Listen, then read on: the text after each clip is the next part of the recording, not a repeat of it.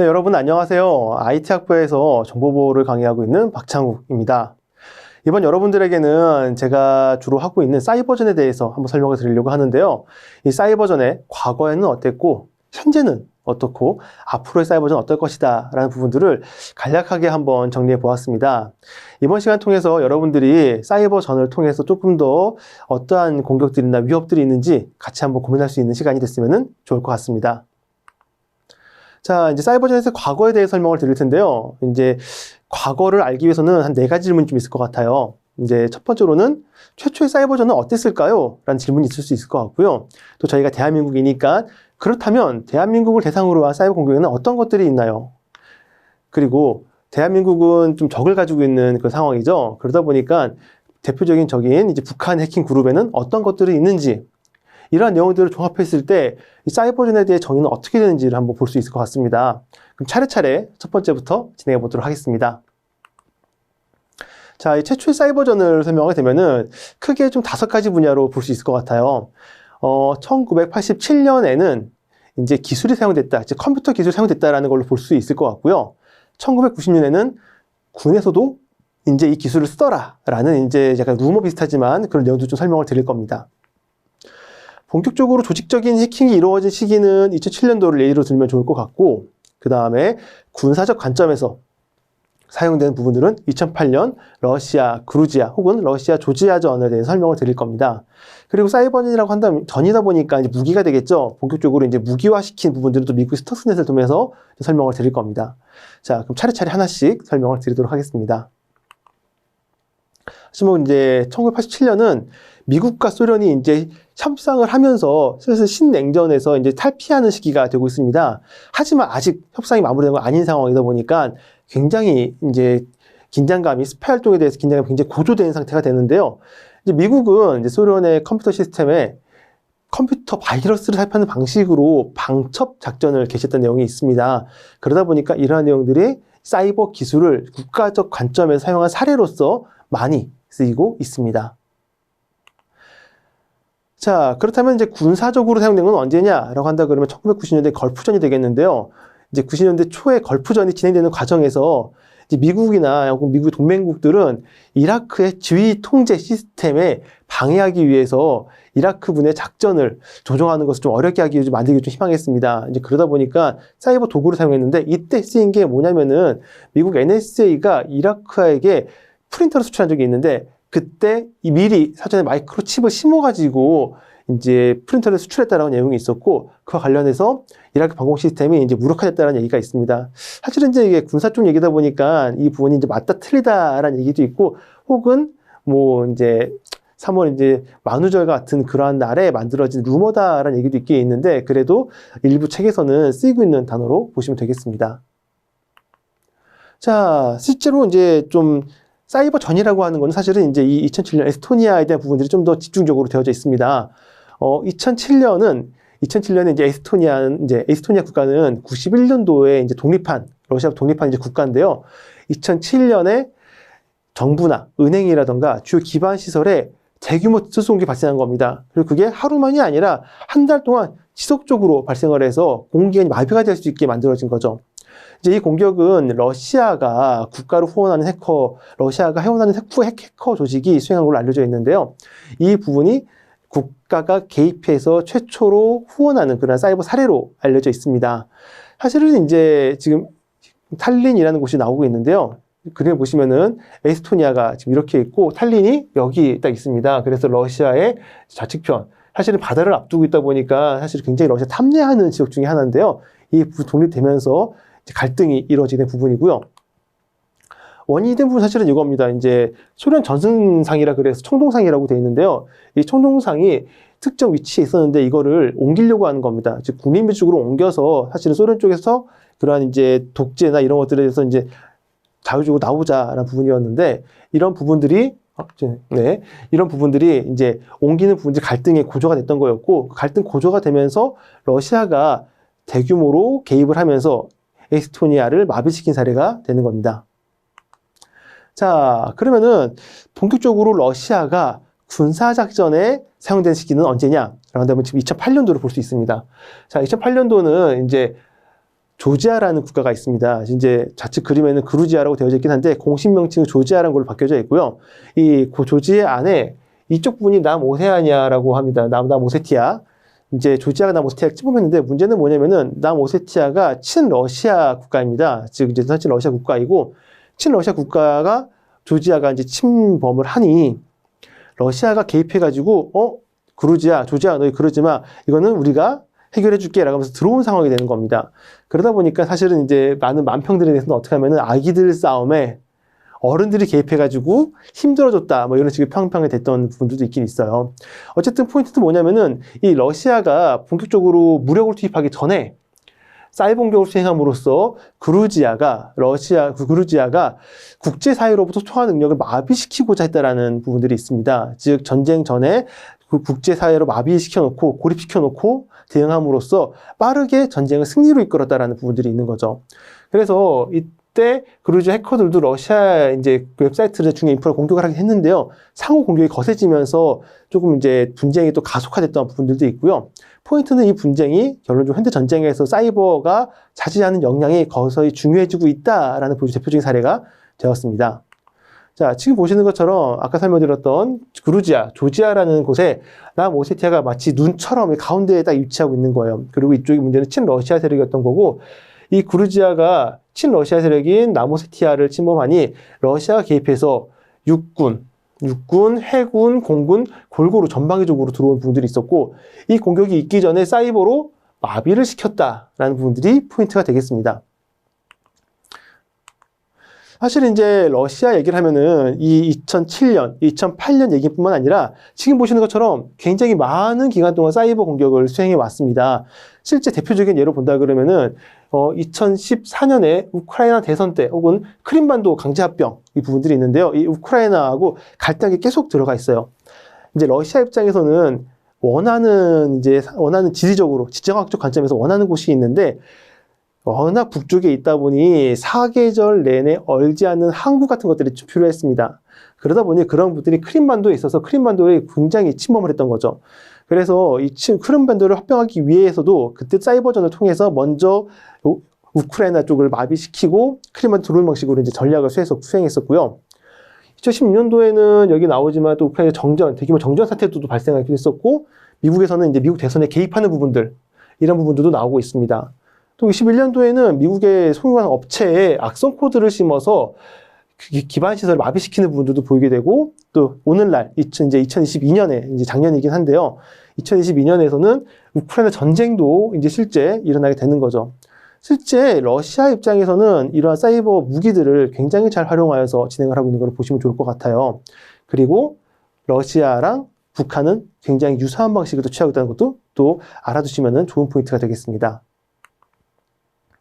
자, 이제 무기인데요. 실제 이제 최초의 사이버 무기라고 한다 그러면 다들 2010년에 스턱스넷을 얘기를 합니다.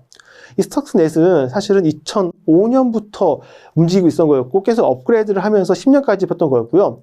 이란과 중동 지역 또 유럽 지역까지 포함해가지고 확산이 굉장히 많이 됐어요. 그래서 확산이 굉장히 많이 됐던 거였고 단순히 퍼지기만 한다 그러면 사람들이 관심이 없었을 겁니다.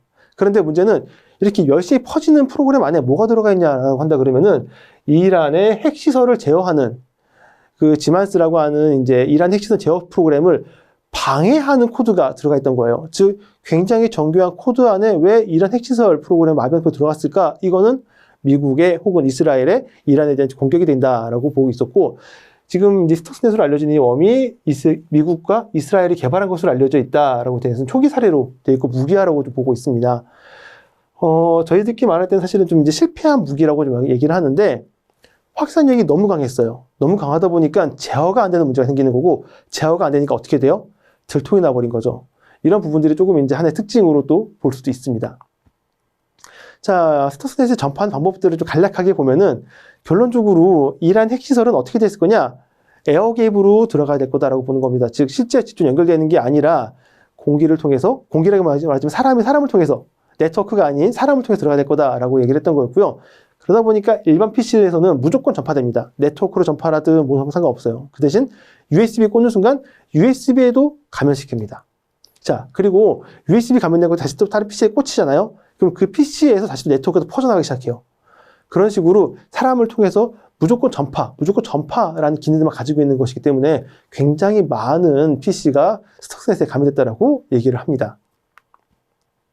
실제 이 스터크넷에 대한 거는 영화로도 만들어져 있거든요. 그래서 이 제로데이라는 영화인데요. 이 제로데이 영화도 보시면은 아까 설명드렸던 미국으로서 실패한 무기 혹은 미국의 관계자들의 이야기 혹은 이란과 이스라엘의 입장 관계 이런 것들도 굉장히 잘 만들어진 다큐멘터리 영화가 되겠습니다.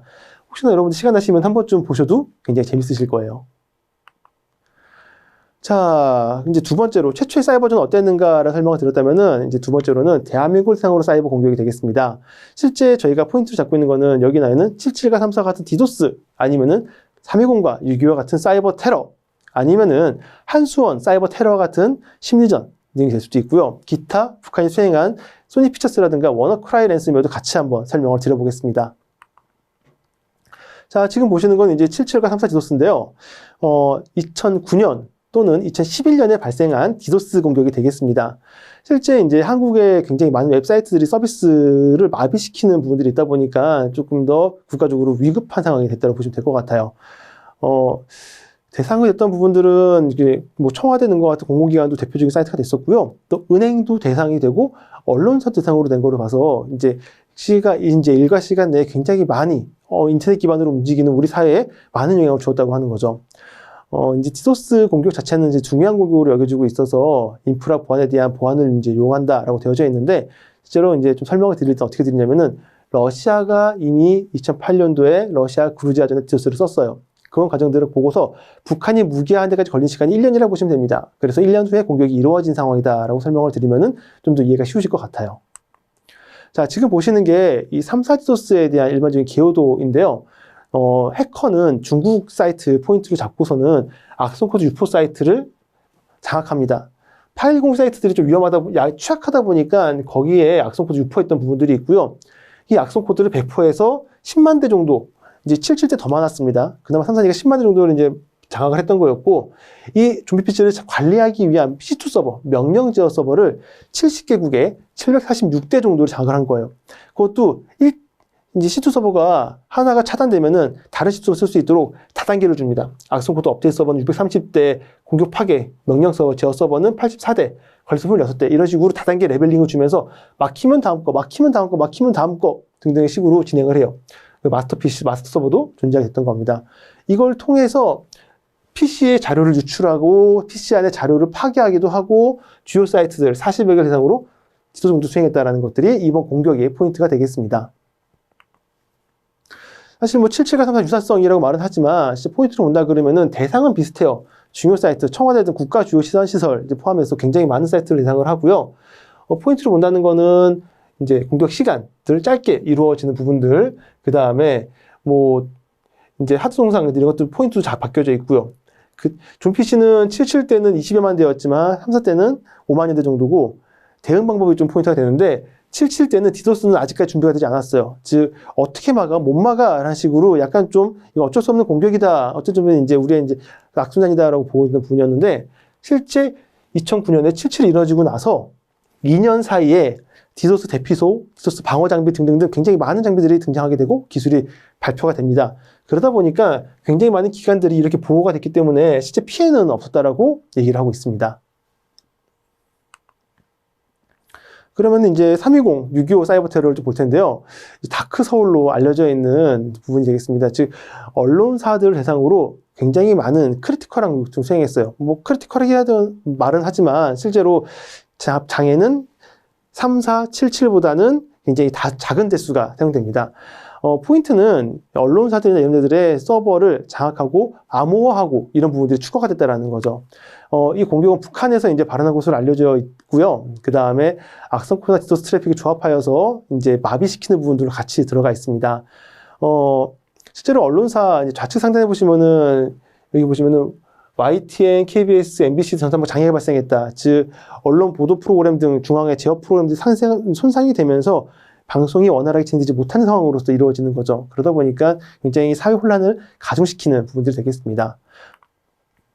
공격의 기호로 좀 본다 그러면은 실제 북한 해커가 실제 청와대 등 홈페이지 서버에 공유해서 이제 파괴하는 부분들이 또 보이는 거예요. 즉 다양한 서버들을 통해서 시스템들을 장악하고 시스템에서 MBR 영역들을 파괴하는 부분들도 존재합니다.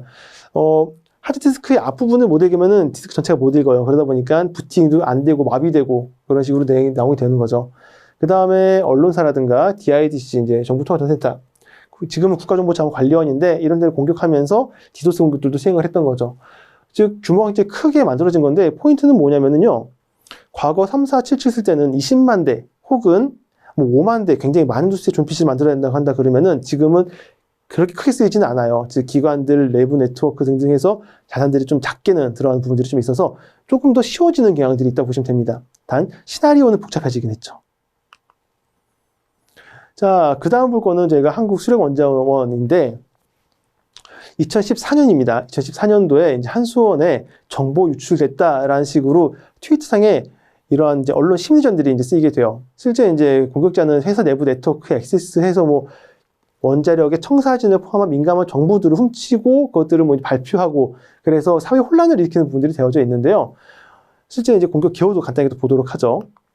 실제 이거는 공격보다는 이제 미상의 축소로 인해서 원전 반대 그룹이라고 하는 해커가 한수원의 청사진 아니면 주요 지기자 정보 등이나 이런 것들을 탈취해 갑니다.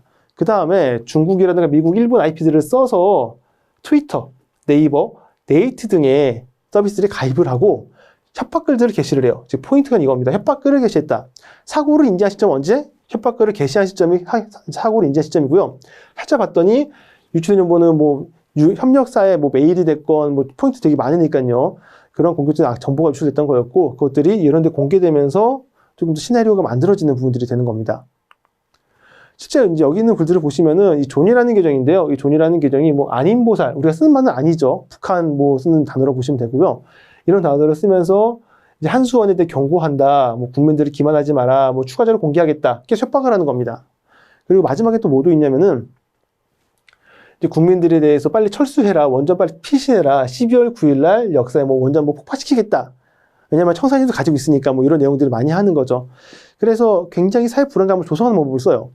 그래서 제가 이렇게 세 가지를 예로 들면서 하는 방식은 북한의 해킹 기법이 뭐 기술은 뭐 어떻게든 발전이 되고 있다고 하지만 점점 서서히 굉장히 쉬워집니다. 즉 공격하기 쉬워져요.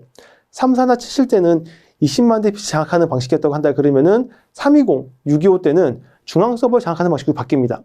그리고 원전 반대 그룹 할 때는 인터넷상에서 정보 탈취한 것들을 뿌려버리면서 협박하는 방식으로 바뀌게 되는 거예요. 그래서 조금 더 쉬워지게 되는 부분들이 있다라는 거고요. 이 방식은 비단 우리나라만 쓴 게 아니라 북한이 미국에 있을 때도 사용한 방식이 되겠습니다. 자, 이제 지금 보시는 거는 이제 2014년도에 같은 해에 일어난 소니 피처스 해킹 사건인데요. 여러분들도 아마 이름은 들어보셨을 거예요. 이제 인터뷰라고 하는 영화가 소니사에서 제작을 합니다. 근데 그 영화가 이제 가디언스 오피스, 평화의 수호자라고 부르는 해커 그룹에 의해서 이제 공격이 수행되는데요. 북한을 좀 약간 비방하는 영화가 만들어지다 보니까 북한에서는 이분들이 보기 싫었고 그런 부분들을 막기 위해서 소니 피처스를 해킹을 해서 소니 피처스 운영에 이제 뭐 기업 정보도 유출하고 재무 정보도 유출하고 많은 공개들을 유출하는 부분들이 만들어지는 겁니다. 결론은 소니 피처스 주식이 이렇게 떨어지는 부분들을 볼 수가 있어요. 미국 정부가 나중에서야 이 공격이 북한 정부라고 판단을 하고 뭐 여러 가지 이제 뭐 가압도 하고 작업을 합니다. 하지만 이런 부분들이 이제 좀 정확하게 이루어지지는 않는 부분들이 또 좀 포인트가 됐다고 보시면 좋을 것 같고요.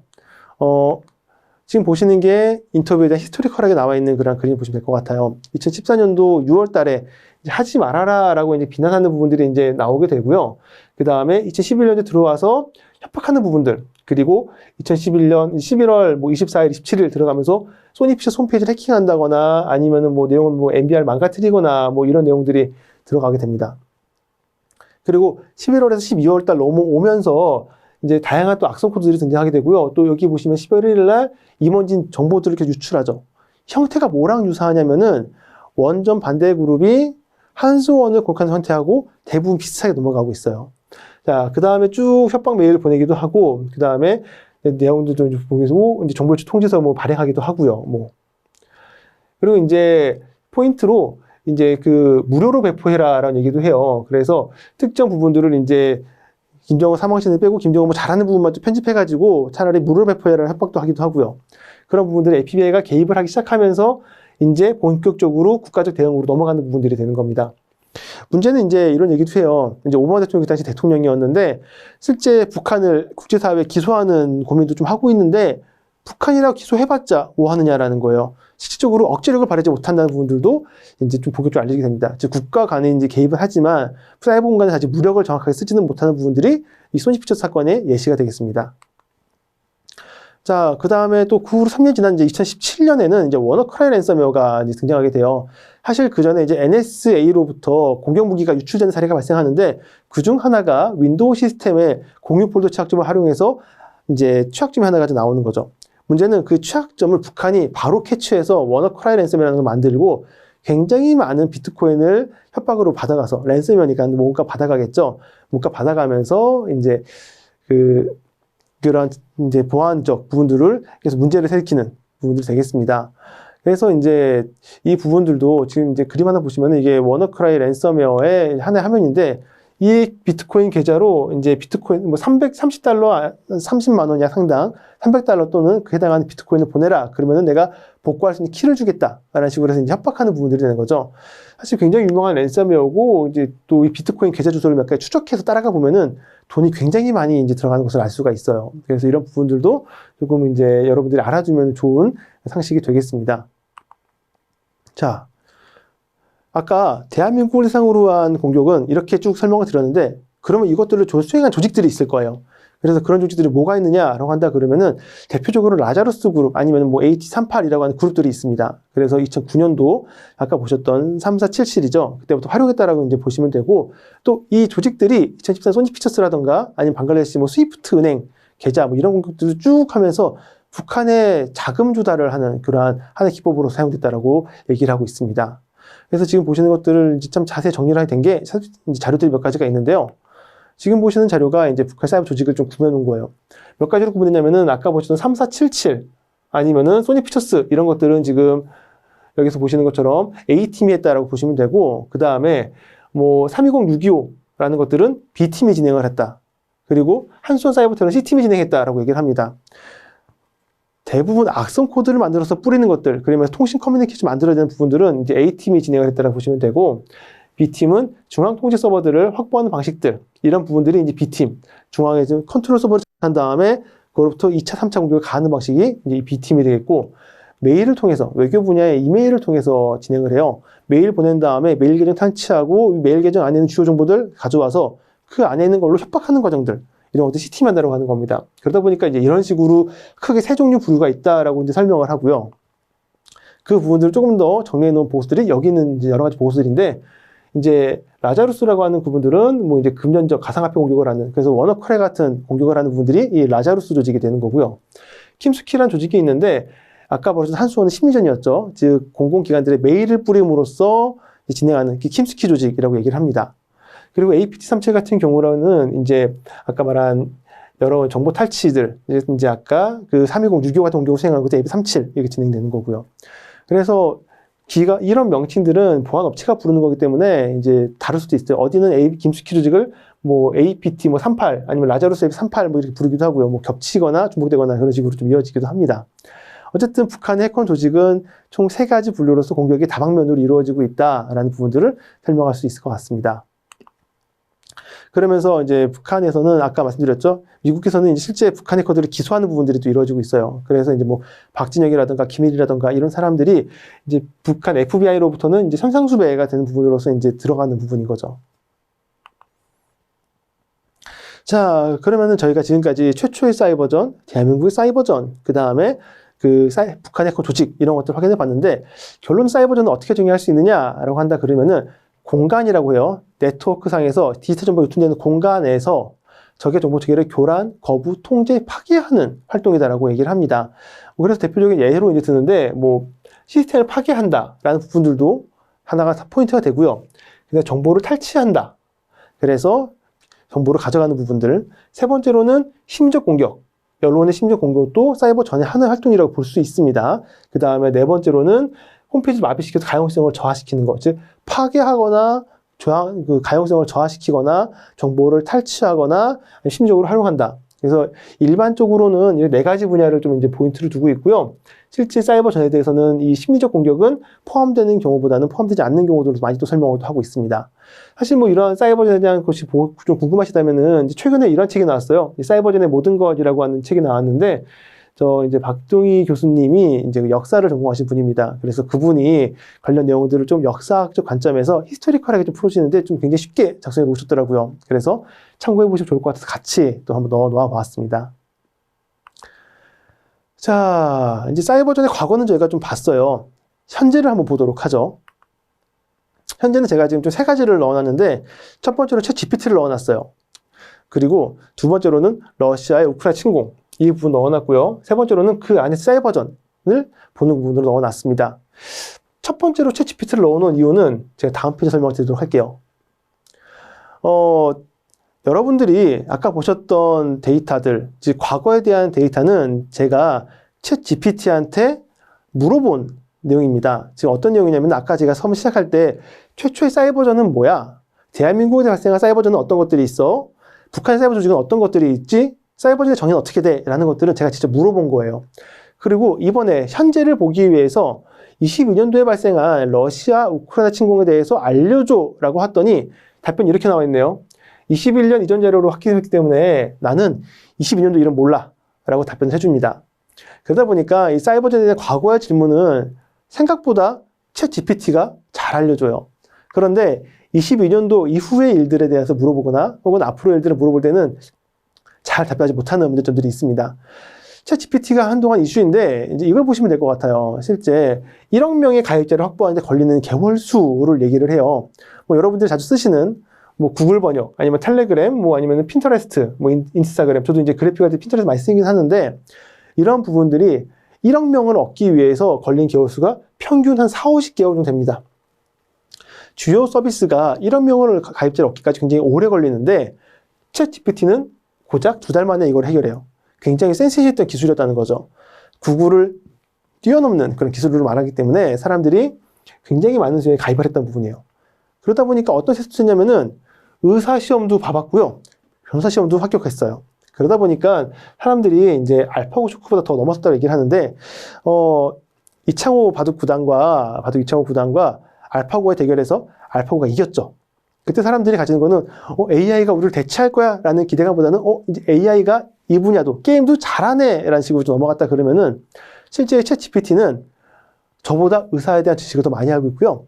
저보다 변호사에 대한 이야기를 또 많이 알고 있어요. 그러니까 제 닥친 상황에 대해서 물어보면은 답변을 더 잘한다는 거죠.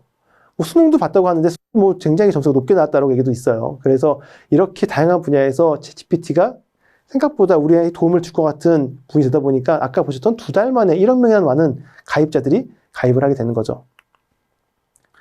자, 그래서 지금 보시는 게 제가 이제 이건 우크라이나에 물어봤던 건데 tell me about 해가지고 우크라이나 알려줘 했더니 미안해, 난 21년까지밖에 데이터 학습을 안 했어 라고 알려준 부분이고요. 이제 아까 보셨던 그럼 최초의 사이버전은 뭐야? 라고 했을 때 87년 얘기를 누가 알려주냐면은 여기서 알려줍니다. 그리고 걸프전 얘기도 여기서 알려주고요. 만약 여러분들이 구글에서 검색한다고 한다 그러면은 각종 블로거들을 찾아볼 거예요. 그러면서 각종 블로거들 중에서 정보가 중복되는 부분들이 있으면 그것들을 발췌해서 넘어가고 이것도 사실이냐 아니냐 기능 판단을 진행하겠죠.